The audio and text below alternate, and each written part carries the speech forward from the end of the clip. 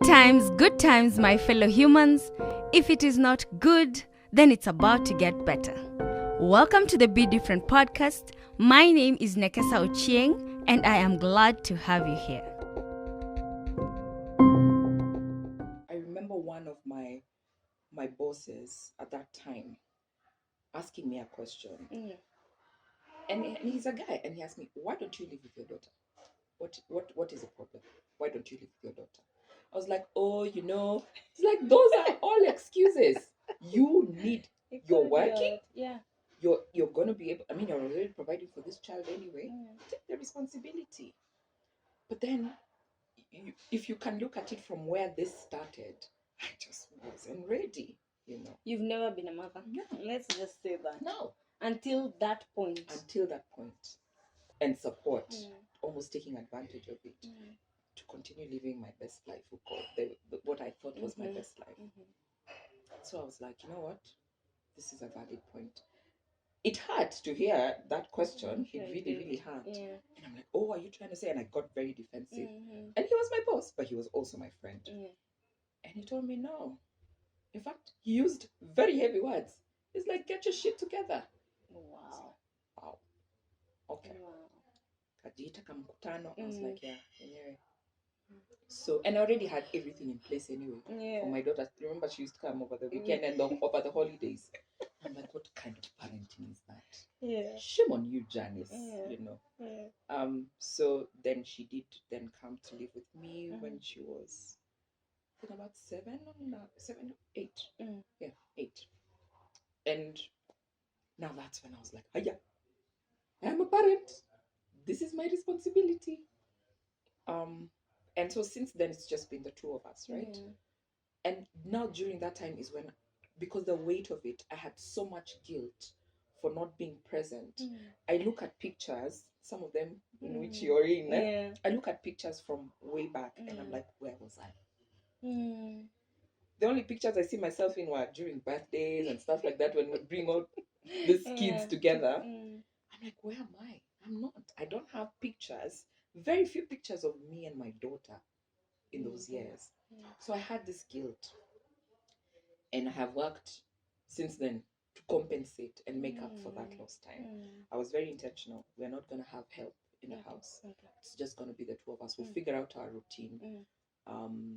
She goes to school, when she comes back, she does certain things for herself, that she would fix something to eat. She'd wipe her shoes, polish her shoes, she'd shower.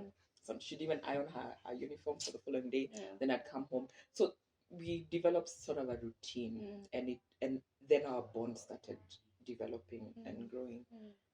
Yeah, shout out Sly, amazing child.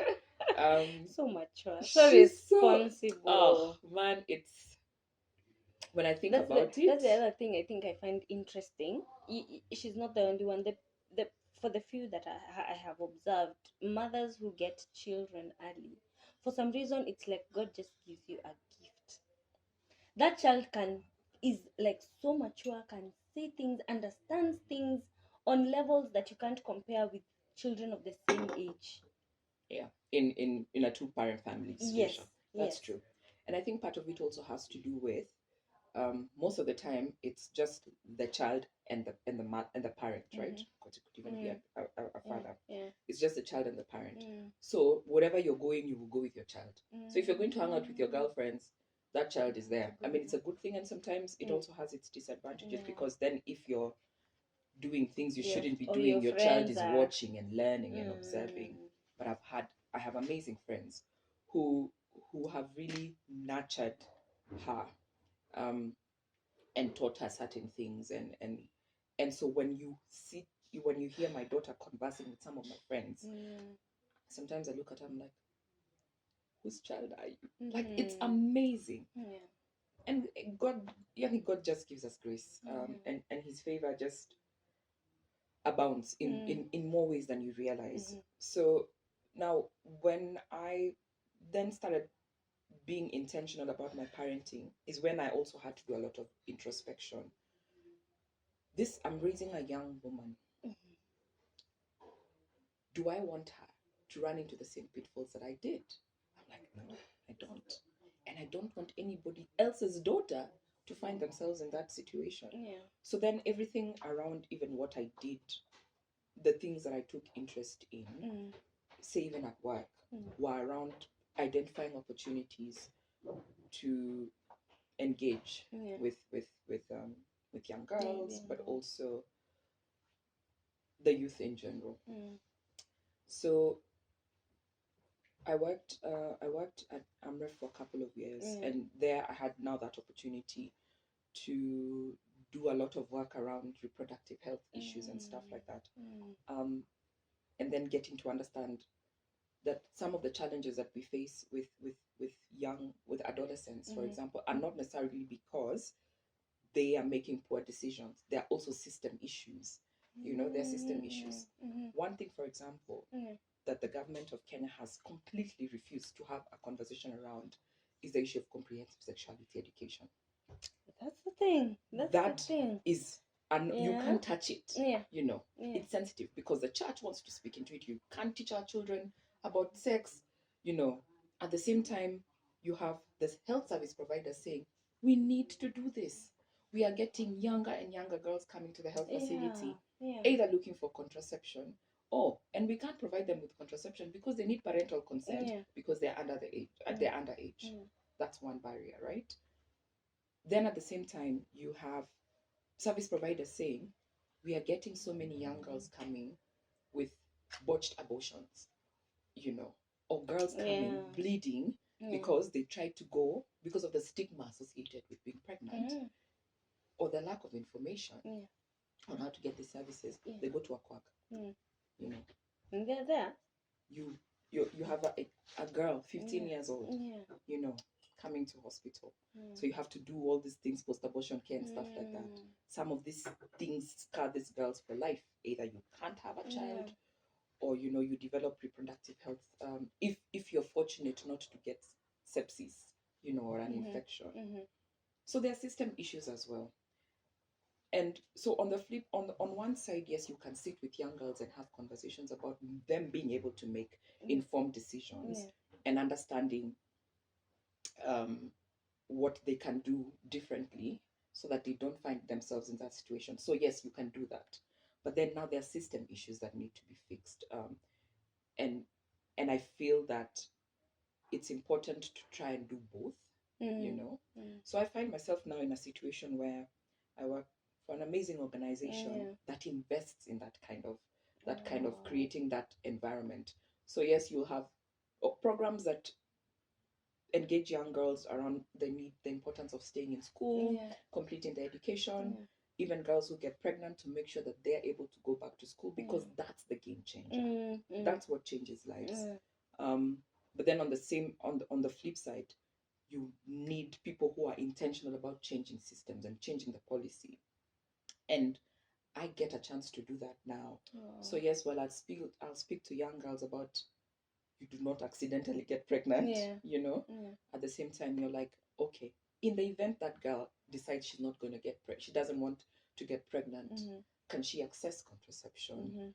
And what kind of environment is she accessing this contraception in? How can she, ensure that she doesn't get other diseases? Or if she does get pregnant, what kind of support mechanism does she have to actually go back to school? And many of the challenges for these young girls, especially this group of girls I was talking to a couple of weeks ago, they say, I want to go back to school. I want to go back to school. But my biggest worry is, who's going to look after my child when I'm in school? Wow, childcare has become a whole other... So, and that girl is in a setting where the parents barely have enough resources to look after their own children. Haya basi, umeniongezea your own child. Then you want to go back to school. I have another mouth to feed, and there's nobody here during the day to look after your child. So probably there's a cost for daycare for the child so that the mom can go back to school. Then of course there's school fees for the mother and all the other needs. And so many a times you'll find that these young girls have an intention and interest to go back to school, but the environment in which they're living doesn't allow for that. So that's why like I'm trying to put together a group of people who'd be interested in kind of providing that resource, because this group of girls, many of them are interested, but the resource setting does not allow for that. And unless this girl goes back to school, there's no breaking you won't break the cycle. You won't That's break the the cycle. thing. Yeah. So being able to do that in terms of that direct support to the girl is important. Having those conversations, encouraging them, and telling them, this is not the end, Yes, it seems difficult right now, but there's, with the kind of support that you need, and it has to be financial, it has to be emotional as well. Yeah. And the emotional bit is very important. I have carried my self-esteem issues, and those words that were said to me, or I had, this not people maybe discussing. Yeah. I was like, I'm never gonna be good enough for a man, for example, to want to make me a wife. For a single mother, what do you mean? And I continue hearing those conversations. And the other thing, what's interesting is that I hear some young girls saying, I don't need a man, I just want a baby. And I'm like, let me stop you right there. That's you're doing your child a disservice. You want to intentionally raise a child on your own, deny them the opportunity to be loved by a father. What kind of child are you going to be raising?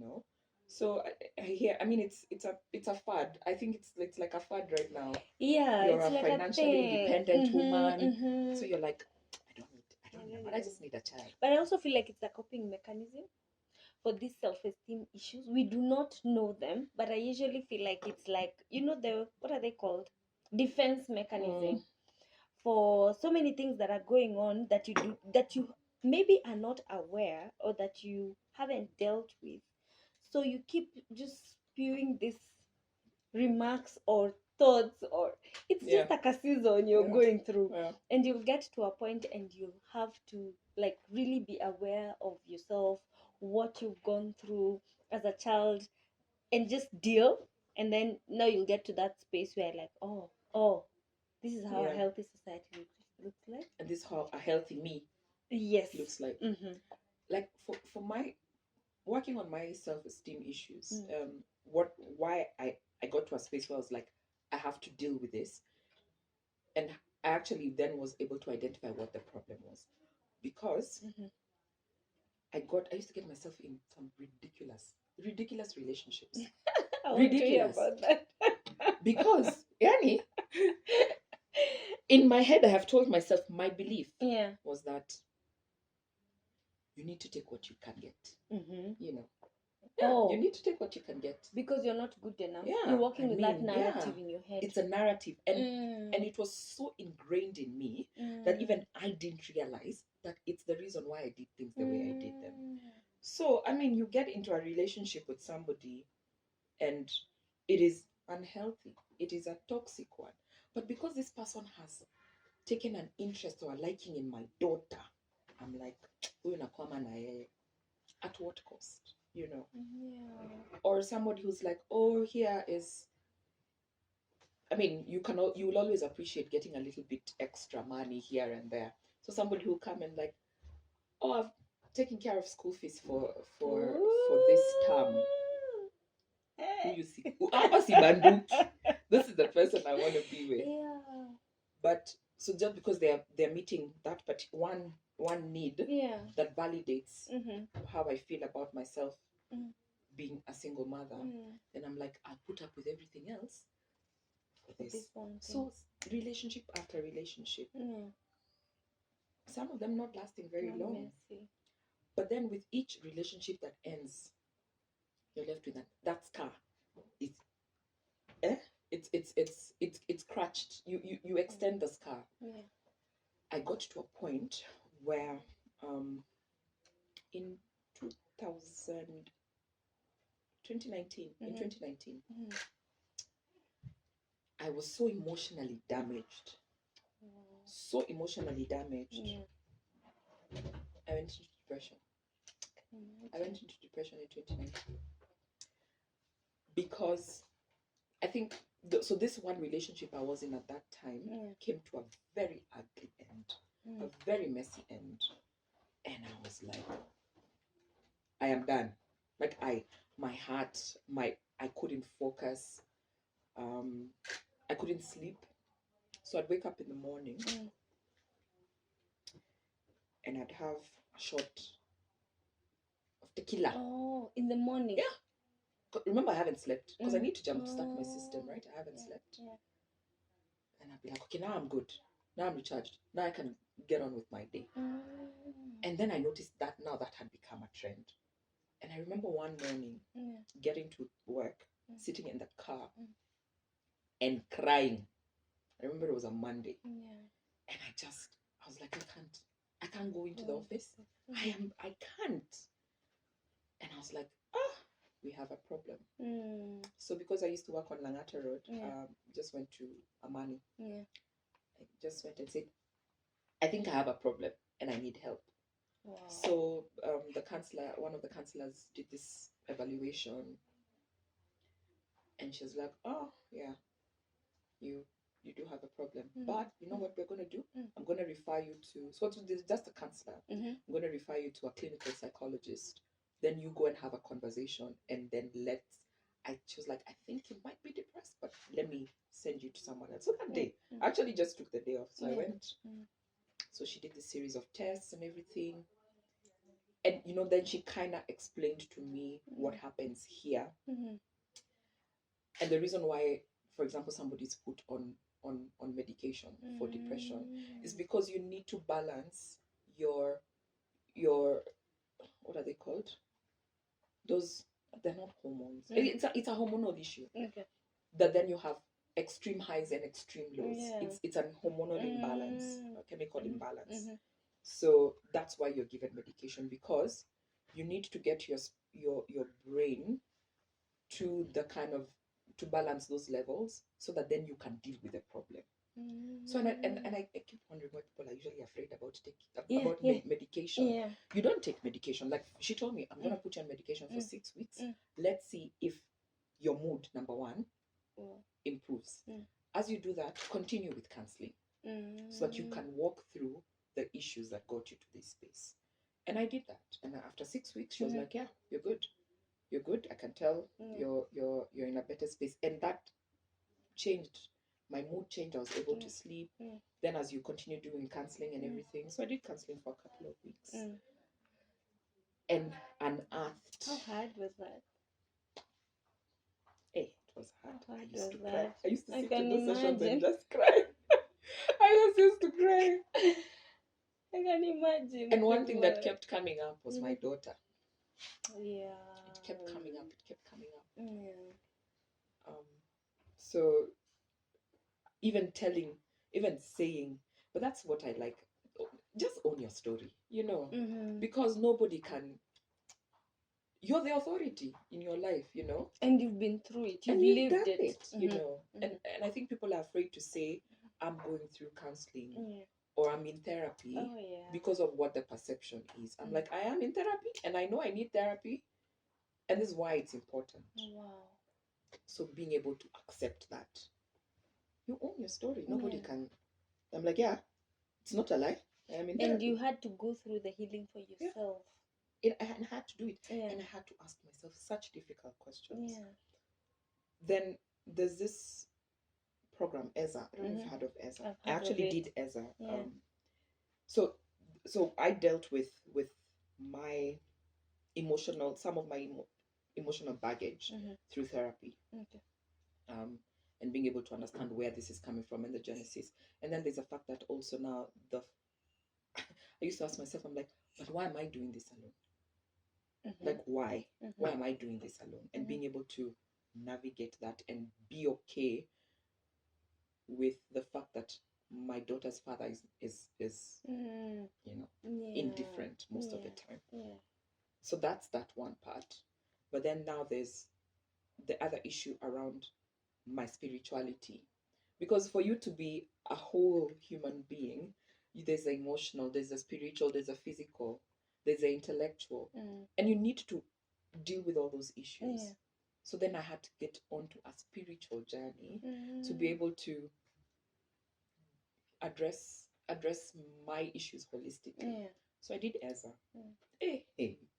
Now Ezra also now opened up There's my another eyes one. into Yeah. some of these things, and that's now when I understood my problem.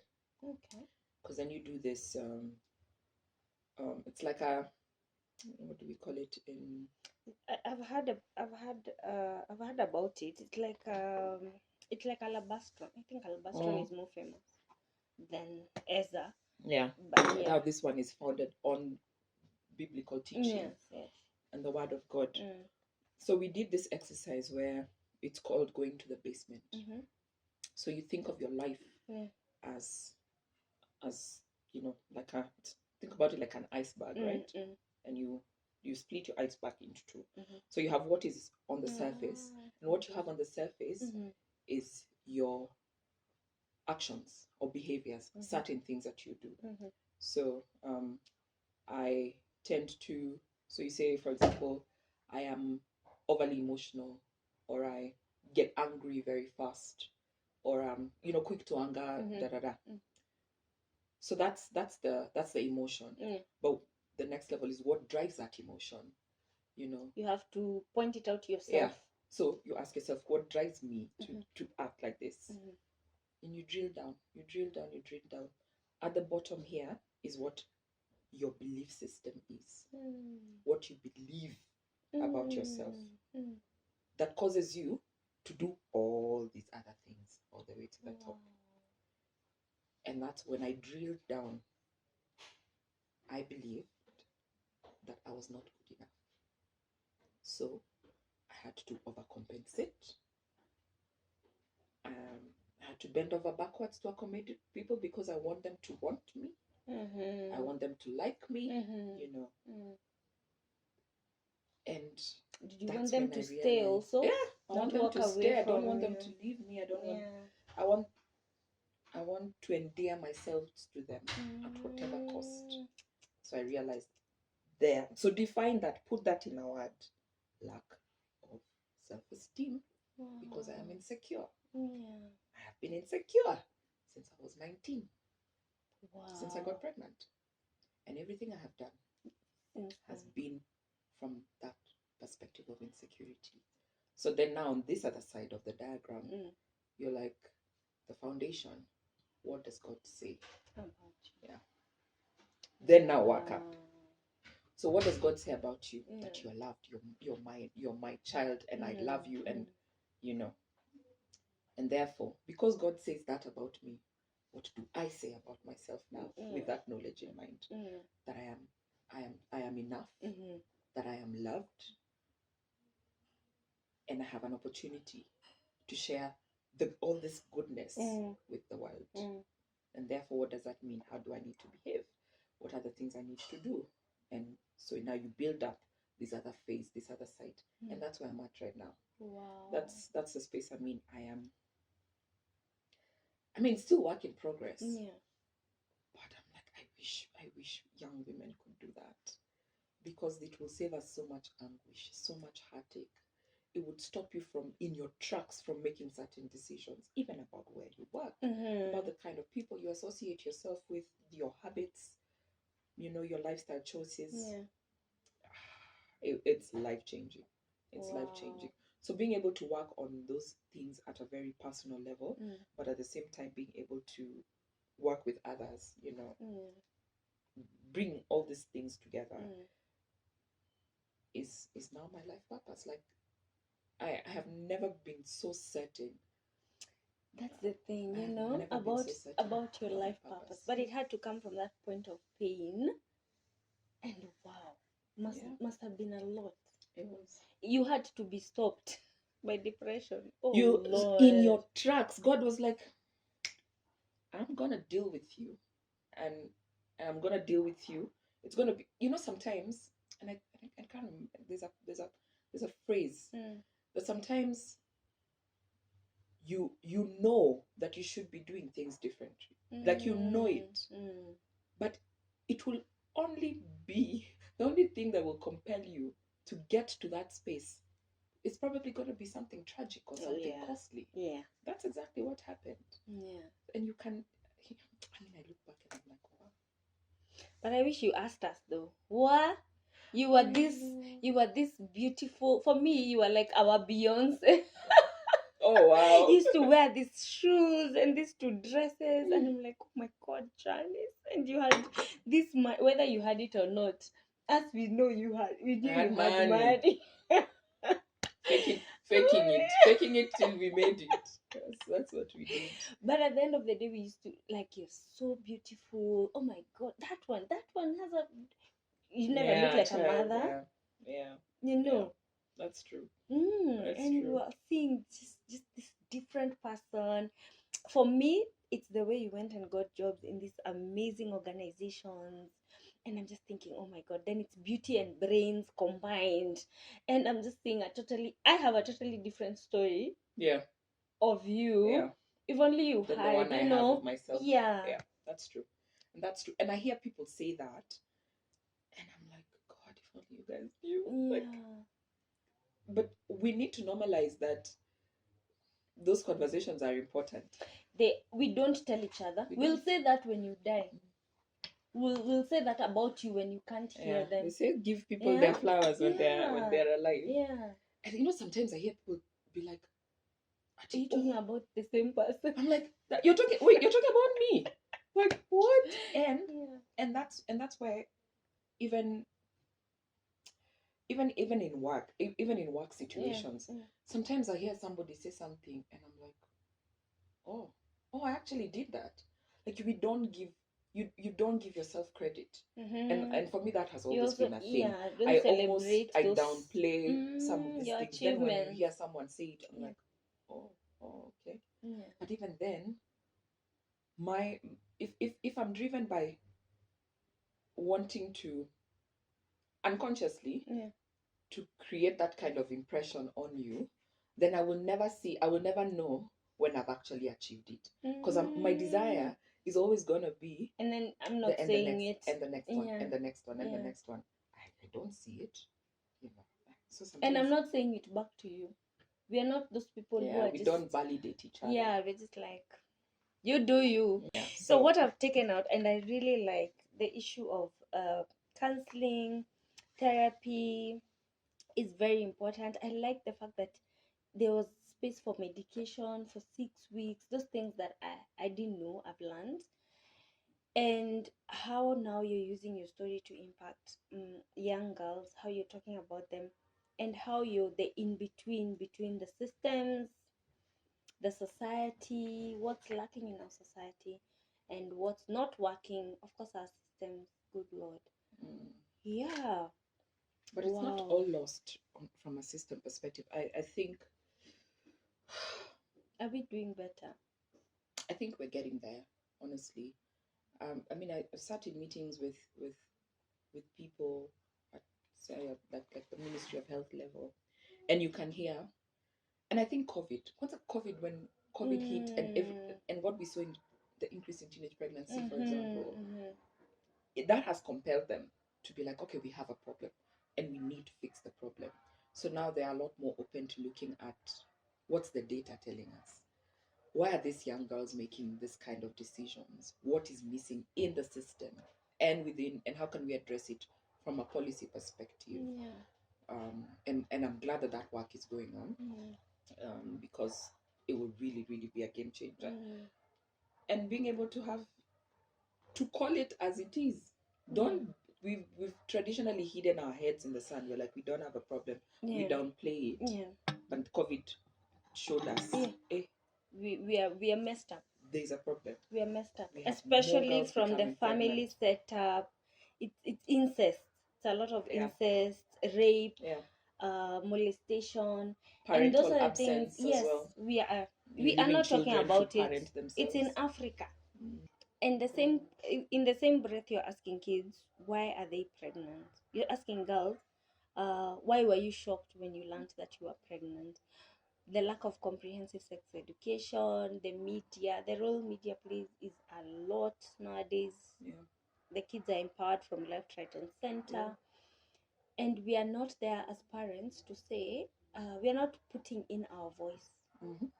There's no sex education from home. There's not. Nah, we have to do things differently as parents Yeah. now, And we started having that conversation with my daughter at a very early age. Yeah. So, and I can say, for where she's at right now, she knows, she has all the information to make an informed decision. We can't police our children, especially now, like mine who's in campus, But I know I have set her out in the world with the tools she needs to be a responsible young woman and to make an informed decision should she decide, and we need to do that for our children. We need to be the things that our parents didn't share with us, we need to share with our children. We need to do it differently. And even and making it a conversation. And regular. It's not just touch and go. Like I am. And I did that. As guys used to be told, sex is bad. You have sex, you're gonna get pregnant. Find moments when you're spending time with your kids to talk about and do not sit them down and say, today we are going to talk about sex. No. In everyday conversation, it could be because you've seen something and you're like, so let me ask you, what are your thoughts on 1, 2, 3? And let them be the ones to speak to you. Let them tell you what they know and what they understand. If you find that some of the information that they have is incorrect, guide them towards the correct kind of thinking and give them the right information. But let them drive the conversation. That's the only way. When they know they're having a problem, they'll be like, I'll go and speak to mom or dad about it because this is difficult. And mom and dad have created an environment for me where we can talk about these things. So make it conversational. You could be doing everyday things, just driving or something, and either you hear something on a song or a lyric, and you're like, so what do you think that means? And then young people, especially adolescents, are a lot more responsive in that setting. They're like, oh, mom was talking to me about sex. It doesn't have to be all ugly. So I'm afraid the problem we have, we are woke. We are all very woke. But going down to that, to the doing. Oh my God. We know we need to I'm do afraid. it. But I'm not ready. And you see, that has a lot to do with where you're coming from. It has a lot to do with where you're coming from. So what are you afraid of? You want your child to make a mistake. Deal with it.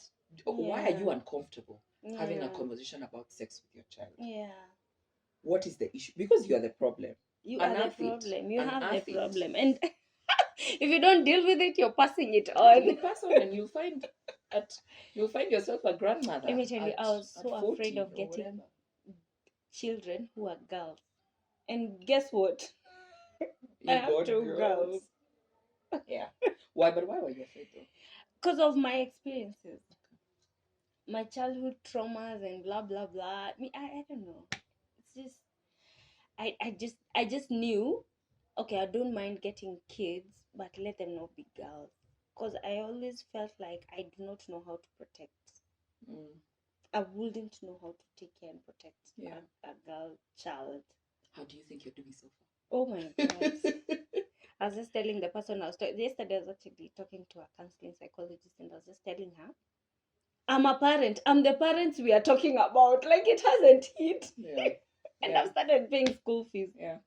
I am the parent of 2 girls who are going to be young women in the blink of an eye. Time flies so fast. We need to start doing the work. I feel like I miss, I feel like I miss so many things.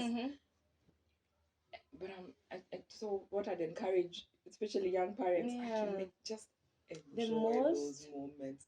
Make the most of that time that you have with these children, because like mine is out of the nest. Like, is she ever going to come back home? We're looking for money. We're busy looking for money and not putting trying to give them Weetabix. And that's Because we how want to give I'm them, doing, we want to right? give our children better lives than we had. Imagine that That's better life. Weetabix. That Eh? better life is not even necessarily financial. And it's not the things that we are really chasing after. It's not. I just feel like we need a complete change, a societal mind shift where we just, if it's a job, like you've even said, if it's a job that's not working for you and your young family, achana nayo. If that's what it takes. I think how it might sound very simplistic. Yes. But if we all lived our purpose, like if the thing that you wake up in the morning and you're like, today this is what I'm gonna do, and you can't wait to get it done. That's what you should be doing. But we want to live in Westlands. We want to live where, and that comes at a cost, right?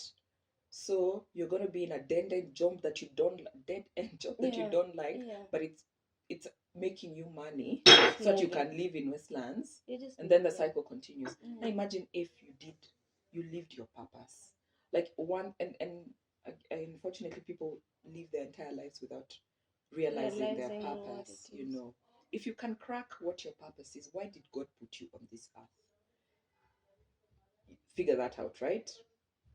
Can I make money from it? Can that be my livelihood? Can it provide me an opportunity to live my purpose, but at the same time also pay the bills or whatever? Then everything then kind of falls into place. I think that's what we need. That change we're talking about. Have you seen this series that has been going on of unmothering the mother or unmothering the woman? It's very close to my heart because anyway, so we actually let me just say, because at the end of the day, let me just finish that comment. Some of us are where we are and we didn't know we wanted to be there. Like we just got there. So we just woken up like, woo, mother of two. Where do I start from? I am a mother. Yeah. And we were just going through the motions and what society was expecting of us. We finished school, we got a job, we got married, we got kids. And now we're here. Now we're raising them. Yeah. And mothering the woman is very. Shout out to Amina. Yeah. So Amina and I are colleagues. We actually work together, so we're in the same team. So I see what she's doing and what she wants to achieve through that, and it's amazing because those difficult conversations we need to start having. But unfortunately now there are people who always look at it from the lens of these are just feminists, It's not. Like, no, these are our feelings and our lives. We are just putting them. We're just talking. We're just putting them into words. We're just processing our situations. And so I was just thinking about all those things, and I'm now. The question is, where do we start? Where do you start? Processing. Where do you start understanding and realizing or discovering your purpose? If you're a parent, then how do you start that intentionality? If it's that job that's taking you away from your children, if it's the job that's taking you, even marriages are not working because everyone is just like this, and the competition and what have you. So we have to wake up and do better. We've got to. And I wish all women can go to the basement. That exercise of going to the basement, it is so liberating. It's like looking at yourself in the mirror and being like, who am I? And who I am is, how do I speak? How do I behave? Why do I behave that way? What in my environment would I say is my trigger? Is it external? Is it internal? If we can all go to the basement as women, and be very honest with ourselves, then you realize what you need to do on this other side, on the flip side, which is a whole different dynamic. If we can do that, clarity of purpose, and clarity, knowing who you are, is the first step to creating that change. Imagine if all of us as women did it. You know, it's liberating, and I'd encourage you all to go down to the basement. Wow, I love that, Janice. I love that. I really love that. Thank you so much for coming here. Thank you for having me. Oh my God, I feel like I've learned so much. I hope. Do have a good one. Thank you so much for listening. Let's keep talking on the socials. Kindly, guys, comment. Tell us what you thought, what you've taken away. Like, share. Have a good one. It is always a pleasure to have hosted you. Thank you for listening.